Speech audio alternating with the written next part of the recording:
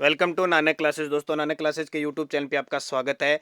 तो कक्षा 6 और अध्याय तीसरा हम बात करते हैं आज इतिहास जानने के स्रोत। तो लगातार आपको आरबीएससी की किताब राजस्थान अध्ययन से आपको 2 पार्ट पहले क्लियर करवा चुके हैं। आज अध्याय नंबर चैप्टर नंबर 3 है। पहले अध्याय में हमने राजस्थान के सामान्य परिचय की, दूसरे में राजस्थान के जो कुछ इतिहास के महत्वपूर्ण बिंदु थे जैसे जनपद, महाजनपद, उनकी चर्चा की थी। और आज तीसरा पार्ट है इतिहास को जानने के स्रोत। कैसे इतिहास बना, कैसे है, उनके स्रोत हमें सिक्कों से, अभिलेखों से, ग्रंथों से यहाँ से प्राप्त हुए हैं, शिलालेखों से प्राप्त हुए हैं, उनके बारे में आज इस पाठ पर चर्चा करेंगे। तो दोस्तों, सबसे पहले तो वीडियो को लाइक करना है, सभी फटाफट कर दो, शेयर कर दो अपने दोस्तों में। अगर आप चैनल पे नए हैं तो इसको सब्सक्राइब कर लो। तो चलते हैं, स्टार्ट करते हैं। रीट लेवल फर्स्ट 2, वनपाल, वन रक्षक, पटवार, एशियप, आरएस, फर्स्ट ग्रेड, सब एग्जामों के लिए ये राजस्थान जी के बहुत खास है। देखिए, प्राचीन काल के इतिहास को हम सभ्यता के क्रम के अनुसार 2 भागों में बांटते हैं। कौन कौन सा? एक तो होता है पुरातात्विक और एक होता है साहित्यिक। साहित्यिक का मतलब ग्रंथों से, सिक्कों से हमें जानकारी।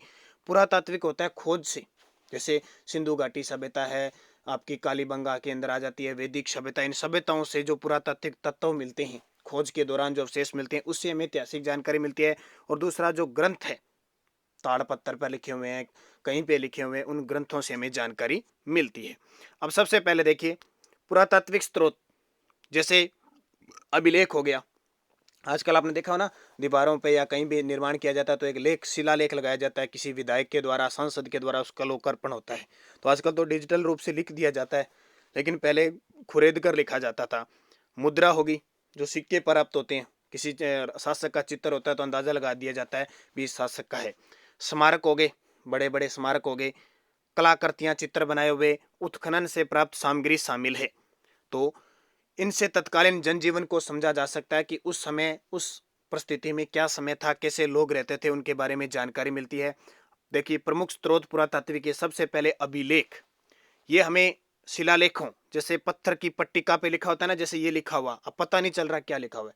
अब हो सकता है ये ब्राह्मी लिपि, खरोष्टी लिपि, अरेमाइक लिपि, अलग अलग लिपियों में लिखे होते थे। पाषाण शिलालेखों, पत्थर के बड़े बड़े खंड, जैसे राजसमंद झील के किनारे है ना, राज प्रशस्ति, 25 बड़े बड़े काले संगमरमर पर उत्कीर्ण है संस्कृत भाषा में। स्तंभ, भवन, गुफाओं की दीवारों, मूर्ति प्रतिमाओं, स्तूपों, मठों, तालाबों, खेतों में खड़ी शिलाओं, ताम्र पत्रों पर उत्कीर्ण किए हुए मिलती हैं। अब इनकी उपयोगिता देखिए क्या है। ये विविध भाषाओं में गद्य और पद्य दोनों ही शैलियों में मिलते हैं, अलग अलग भाषाओं में, जिस शासक के में समय जो प्रचलित थी। अभिलेखों में शासक, उनके आश्रित लोगों, रानियों, राजकुमारों, सामंतों के नाम, घटना की तिथियां, शासन कार्य और आज्ञाओं का उल्लेख मिलता है। ठीक है, बहुत सारी उससे राजनीतिक स्थिति क्या थी, धार्मिक किसको माना जाता था, संस्कृति जीवन कैसा था, ये सब अभिलेखों में मिलते थे। यानी प्रशंसा में लिखा गए अभिलेख को क्या कहते थे? प्रशस्ति। जितनी भी प्रशंसा है, राजा की प्रशंसा में, उसकी प्रजा की प्रशंसा में लिखा गया लेख प्रशस्ति कहलाता है। प्रमुख अभिलेख, अब यहाँ से क्वेश्चन बनता है, वो चीज तो कक्षा 6 की है, तो कक्षा 6 के बालकों को समझाने की आपको ये बातें याद रखनी है। नगरीय अभिलेख, कंसवा अभिलेख, गटियाला अभिलेख, किराडू अभिलेख, नांदसा और बरनाला यूप, स्तंभ लेख, सामोली शिलालेख आदि राजस्थान की धार्मिक व्यवस्था, यज्ञों के प्रकार, भूमि और द्रव्य दान, राजनीति सीमा की जानकारी मिलती है। कुछ देखिए, गटियाला अभिलेख, ठीक है, गटियाला अभिलेख जैसे ये जोधपुर क्षेत्र का है। प्रतिहारों और बिजोलिया शिलालेख, चौहानों की जानकारी देखो। गटियाला अभिलेख किसकी जानकारी देता है? सीधा सीधा क्वेश्चन आ गया, प्रतिहार वंश। और प्रतिहार वंश, गुर्जर प्रतिहार कहाँ था? जोधपुर में। बिजोलिया शिलालेख ये इधर भीलवाड़ा अजमेर के क्षेत्र था, तो चौहानों के इतिहास की जानकारी मिलती है। और चिरवा का शिलालेख, ये रावल समर सिंह के युद्ध की जानकारी मिलती है। रावल समर सिंह एक शासक आया था मेवाड़ का, रावल शाखा थी ना, तो चिरवा शिलालेख रावल समर सिंह के युद्ध की जानकारी मिलता है। तीनों ही क्वेश्चन आपके लिए इंपॉर्टेंट है। आगे देखिए, ये देखिए स्मारक, इस प्रकार की इमारतें वगैरह बनी होती है ना, ये स्मारक, इससे कुछ जानकारी मिलती है, इन पे चित्र अंकित होते हैं। स्मारक, राजस्थान के विभिन्न स्मारकों में दुर्ग प्रमुख है। चित्तौड़गढ़ का, जालोर का, गागरोन का, रणथंभौर का, आमेर, मेहरानगढ़, तारागढ़, कुंभलगढ़ आदि महत्वपूर्ण है। ठीक है, चित्तौड़गढ़ में 3 साके हुए थे, जालोर में 2 साके हुए थे, गागरोन के अंदर 2 साके हुए थे, रणथंभौर के अंदर एक हमीर देव चौहान प्रसिद्ध था, आमेर महल जयपुर के अंदर है, मेहरानगढ़ दुर्ग जोधपुर में है, तारागढ़ अजमेर में, कुंभलगढ़ राजसमंद में। इन तरह के दुर्गों में आसान से क्वेश्चन आते हैं। इनमें क्या है, घर कैसे बने होते हैं, विहार है, मठ है, चैत्य है, सारी चीजें इनमें बनी हुई थी। ठीक है, तो इनकी जानकारी हमें यहाँ से मिल जाती है। मुद्राएं, ये देखिए, इन पे देखो किसी राजा का चित्र है, किसी पशु का चित्र है, अलग अलग चित्र है, इससे जानकारी मिलती थी। पशु होता था तो पशु बल ये होती थी कि किस पशु की पूजा की जाती थी। किसी पर पेड़ की आकृति है तो इसका माना जाता था कि पेड़ को पूजा जाता था। राजा होता था, उसके विजय की गाथाएं लिखी होती थी, ये सारी। तो मुद्राओं अथवा सिक्कों, छापों या प्रतीक से किसी भी काल विशेष की राजनीतिक, धार्मिक, आर्थिक स्थिति का पता चल लगता है। मुद्राओं पर अंकित चिन्हें, भाषा लिखी होती थी, लिपि। अब किसी राजा के नीचे लिपि लिखी हुई तो अंदाजा लगाते थे उस शासक के समय, उस वंश के समय ये लिपि चलती थी। जैसे अशोक के चित्र मिलते हैं, अशोक के सिक्के मिलते हैं, अशोक के शिलालेख मिलते हैं, उस पर लिखे होते हैं ख्रोष्टी, ब्राह्मी और अरेमाइक लिपि। अंदाजा लगाया जाता था। बौद्ध धर्म से संबंधित जो भाषा, पाली भाषा लिखी होती है, जो जैन धर्म से है वहाँ प्राकृतिक भाषा लिखी होती है, तो उसे अंदाजा लगाया जाता था। सिक्के राज्य व शासक की शक्ति के सूचक थे भी। अगर सोने का सिक्का है, चांदी का सिक्का है, कांस्य का सिक्का है, तो उस राजा की स्थिति होती थी भी। अगर धनवान है तो वो सिक्का सोने चांदी का होगा, कमजोर है तो कांस्य है, इस प्रकार। आहड़, रेड, बेराट, रंगमहल, सांबर, सुखानिया के उत्खनन से प्राप्त सिक्के और मुद्राओं से क्षत्रपों, मालव, चौहान, गोहिल आदि वंशों के काल के राज्य शासन अधिकृत सीमा के बारे में जानकारी मिलती है। देखिए, बर्तन और कलाकृति। अब देखिए, शिक्षक विद्यार्थियों से विभिन्न प्रकार के सिक्कों को एकत्रित करने का। अब आपके घर में ना, आपके संदूक टेची में क्या है, छोटे छोटे 25 पैसे, 50 पैसे के सिक्के मिलेंगे। आज से 10-20 साल पहले चलते थे, अंदाजा लगा लिया ना, 10-20 साल पहले चलते थे। 5 पैसे का सिक्का, 10 पैसे का सिक्का, 100 पैसे का, इस यानी 10-20 पैसे के, इस प्रकार के ऐसे ऐसे सिक्के ऐसे मिलेंगे आपको। देखे होंगे आपने, या विवाह शादियों में उछालते हैं पुराने सिक्कों को, तो वहां देखे होंगे, तो उससे अंदाजा लगाया जा सकता है। बर्तन और कलाकृतियां, बस बर्तन कलाकृतियों में ज्यादा पढ़ने की आपको जरूरत नहीं है। ठीक है, यहाँ से कम चांस क्वेश्चन आते, दीपक वगैरह सारे होते हैं, यहाँ देख लेना थोड़ा सा। गणेश्वर, नीम का थाना, सिक्कर की ताम्र संस्कृति के अवशेष, जोधपुरा, जयपुर और नोएबर्तपुर से काले व लाल मर्द भांड। ये ध्यान रखना, काले व लाल मर्द भांड जोधपुरा, जयपुर में सभ्यता है और नोएबर्तपुर के अंदर है। आहड़ व गिलुंड से प्राप्त प्रशस्तर यानी पत्थर, फलक आदि में कला कौशल देखा जा सकता है। ताम्र पत्र क्या होता है, देखो तांबे के जो पत्थर होता है उस पे लिखा होता है, ये देखो, ये लिखा हुआ दिखाई दे रहा है क्या आपको। तांबे के छोटे छोटे पत्थरों पर खोदे गए लेखों को ताम्र पत्र कहते हैं। दान पुण्य से संबंधित होने से इन्हें दान पात्र भी कहते हैं। ठीक है, नाप तोल ये अलग प्रकार के दान दिए जाते थे। जो मुख्य बातें वही पढ़ेंगे, अपने आलतू फालतू की चीजें नहीं पढ़ेंगे। अब ये देखिए, 2 नंबर आता है साहित्यिक स्रोत। साहित्यिक स्रोत बहुत इंपॉर्टेंट है इतिहास को जानने में। संस्कृत, हिंदी, राजस्थानी, उर्दू, फारसी में लिखे गए साहित्य प्रचुरता के साथ मिलता है। राजस्थान के प्राचीन इतिहास को जानने में वेद, पुराण, रामायण, महाभारत, बौद्ध और जैन ग्रंथों से सहायता मिलती है। 12वीं शताब्दी के उत्तरार्ध में जयानक ग्रंथ पृथ्वीराज विजय महाकाव्य से, बहुत इंपॉर्टेंट है। ग्रंथ कौन सा है, पृथ्वीराज विजय। किसने लिखा था, जयानक भट्ट ने। अब क्वेश्चन पूछा जाता है पृथ्वीराज विजय कब लिखा गया, 12वीं शताब्दी, 12वीं शताब्दी के उत्तरार्ध में या 13वीं शताब्दी के पूर्वार्ध में। तो 12वीं शताब्दी में लिखा गया, क्वेश्चन ऐसे पूछा जाता है, संस्कृत भाषा में लिखा गया पृथ्वीराज विजय। फिर देखो, चौहानों की उपलब्धियों का जानकारी मिलती है, क्योंकि पृथ्वीराज का नाम आते ही पृथ्वीराज तृतीय आएगा।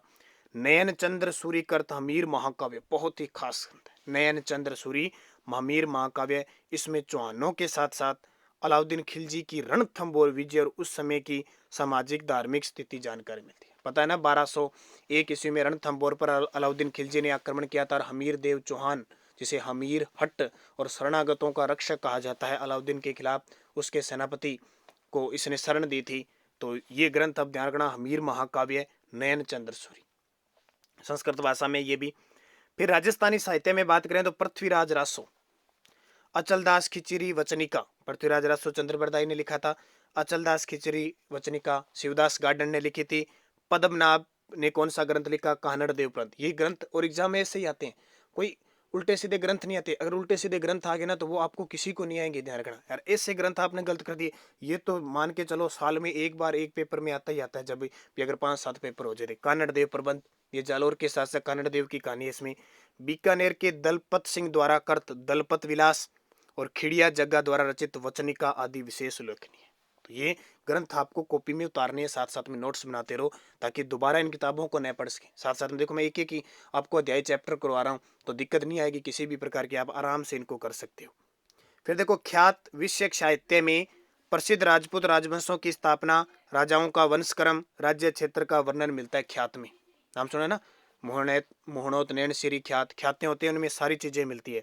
जैसे नैनसिरी ख्यात, बांकीदासरी ख्यात, दयालदासरी ख्यात, जोधपुर राज्य की ख्यात आदि से इतिहास जानने में सहायता मिलती है। इसके अलावा और भी फारसी, उर्दू, तवारीख ग्रंथों में इनकी जानकारी मिलती है। ज़्यादातर फारसी उर्दू वाले हमारे ग्रंथ बहुत ही कम एग्जाम में पूछे जाते हैं। फिर देखिए कर्नल जेम्स टोड द्वारा कृत, ये बहुत खास है क्योंकि राजस्थान के इतिहास का पिता कर्नल जेम्स टोड द्वारा कृत annals and antiquities of Rajasthan, ये ग्रंथ बहुत इंपॉर्टेंट है। और पश्चिमी भारत की यात्रा, बूंदी के महाकवि सूर्यमल मिश्रण का वंश भास्कर, कितना इंपॉर्टेंट है, वंश भास्कर सूर्यमल मिश्रण का है, हड़ौती क्षेत्र की जानकारी देता है। बूंदी के शासक राम सिंह के ये दरबारी कवि थे सूर्यमल मिश्रण, इन्हें राजस्थान का राज्य कवि कहा जाता है। कविराज श्यामल दास का वीर विनोद, बहुत इंपॉर्टेंट, वीर विनोद, अंग्रेजों ने कविराज श्यामल दास को कविराज की उपाधि दी थी, ध्यान रखना। विश्वेश्वरनाथ रेवुकर्त मारवाड़ राज्य का इतिहास, गौरी शंकर हीराचौद द्वारा लिखित उदयपुर, जोधपुर, सिरोही, डूंगरपुर, बांसवाड़ा, प्रतापगढ़ के इतिहास ग्रंथ उल्लेखनीय, बहुत बड़ी ग्रंथ है ये, ध्यान रखना, एग्जाम में सीधे सीधे आपसे पूछे जाएंगे।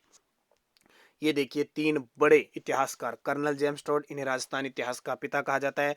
महामहोपाध्याय, गौरी शंकर हीराचंद ओझा, ये सिरोही से इनका संबंध है। सबसे पहले इन्हें सिरोही राज्य के इतिहास लिखने की जानकारी है। और कविराज श्यामल दास, वीर विनोद, इन्होंने ग्रंथ लिखा था। ये कविराज श्यामल दास पता है आपको, मेवाड़ के शासक सज्जन सिंह के दरबारी कवि थे। तो ये तीनों ही आपके लिए इंपॉर्टेंट बन जाते हैं। तो ये आपका ऐतिहासिक चीजें आपकी क्लियर हुई। शब्दावली देखिए, अभिलेख किसको कहते हैं, ताम्र पत्थर, पत्थर आदि पर खुदा हुआ लेख, ये हिंदी में बहुत इंपॉर्टेंट होते हैं। उत्खनन, खुदाई, मर्दबांड, मिट्टी के बर्तन। अब आपके लिए क्वेश्चन पाठ मैंने पूरा पढ़ा दिया, आपके लिए क्वेश्चन देखो कितने इंपॉर्टेंट है। देखो साथ साथ में आपको क्वेश्चनों की सीरीज भी करवा रहा हूँ। वंश भास्कर के लेखक कौन है, बांकीदास, श्यामल दास, सूर्यमल मिश्रण, दयालदास। और प्रशंसा में लिखे गए अभिलेख को क्या कहा जाता है, संस्कृत में उत्कीर्ण का शिलालेख रावल समर सिंह के युग तक की जानकारी देता है, इसके बारे में आपको बताना है। अब सारे विद्यार्थी जितने भी वीडियो देख रहे हैं सारे कमेंट करोगे और इनके उत्तर देने हैं, और वास्तविक रूप से आप मेरे साथ जुड़े हुए हो और लगातार मेरी सपोर्ट कर रहे हो, तो जो मैं क्वेश्चन पूछ रहा हूँ उनके उत्तर देने हैं। शेयर करना है, वीडियो को लाइक करना है, और नए जुड़ रहे हैं वो चैनल को सब्सक्राइब करना। और सुबह हमारी राजस्थान करंट अफेयर्स की क्लास देखा करो, चाहे वो रीट के विद्यार्थी है, क्योंकि अर्थव्यवस्था से क्वेश्चन जोड़ दिए आपके, और भी तो नए लेवल को ज्योग्राफी में जोड़ा जाता है। मैं कई तो ऐसी ऐसी आपको बावड़ियाँ और बांध बताता हूँ, और कई तो ऐसे बताता हूँ जो करंट से संबंधित है और सीधे एग्जाम में ऐतिहासिक पूछे जाते हैं। तो वो जरूर सुबह 7 या 7:30 बजे हमारी क्लास आती है, उसको जरूर देखें। फिर देखिए राजस्थान के किन्हीं 3 दुर्गों के नाम लिखने हैं आपको, 3 दुर्ग लिख के, और वो जिले किस जिले में है वो लिखने हैं, और बाकी आपको लिखने की जरूरत नहीं है। तो ये क्वेश्चन आप मुझे कमेंट करके जरूर बताओगे। वीडियो कैसा लगा जरूर बताना, लाइक करना, शेयर करना। हर एक दिन में 2 अध्याय हम क्लियर कर रहे हैं, एक सुबह और एक शाम। तो यहाँ आपका क्लियर हो चुका है तीसरा पार्ट, इतिहास जानने के स्रोत। चौथे पार्ट में हम पढ़ेंगे राजस्थान के पुरातात्विक स्थल, जैसे बेराट है, कालीबंगा है, नो है, जोधपुरा, और ये एक अहाड़ है, गणेश्वर, गिलुंड, सबके बारे में अगले अध्याय में चर्चा करेंगे। यानी एक दिन में 2, एक शाम को और वीडियो मिलेगी आपको, ध्यान रखना, लगभग 6 बजे के आसपास। तो धन्यवाद, जय हिंद, जय भारत।